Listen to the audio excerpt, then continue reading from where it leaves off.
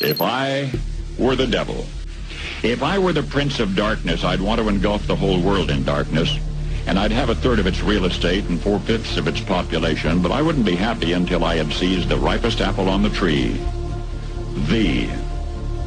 So I'd set about, however necessary, to take over the United States.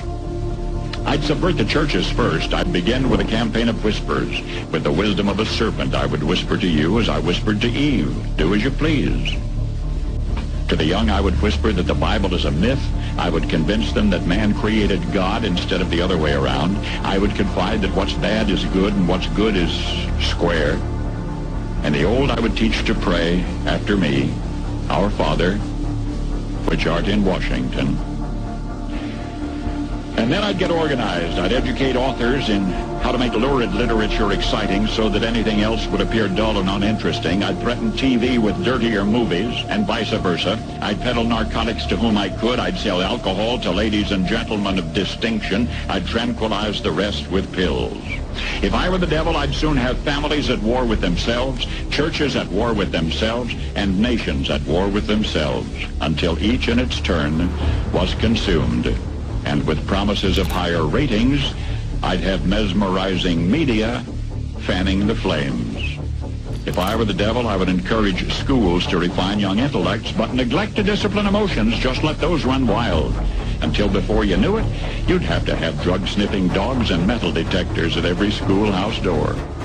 Within a decade, I'd have prisons overflowing. I'd have judges promoting pornography. Soon I could evict God from the courthouse, then from the schoolhouse, and then from the houses of Congress. And in his own churches, I would substitute psychology for religion and deify science. I would lure priests and pastors into misusing boys and girls and church money. If I were the devil, I'd make the symbol of Easter an egg and the symbol of Christmas a bottle. If I were the devil, I'd take from those who have and give to those who want it until I had killed the incentive of the ambitious. And what'll you bet? I couldn't get whole states to promote gambling as the way to get rich. I would caution against extremes in hard work, in patriotism, in moral conduct. I would convince the young that marriage is old-fashioned, that swinging is more fun, that what you see on TV is the way to be. And thus I could undress you in public, and I could lure you into bed with diseases for which there is no cure. In other words, if I were the devil, I'd just keep right on doing what he's doing.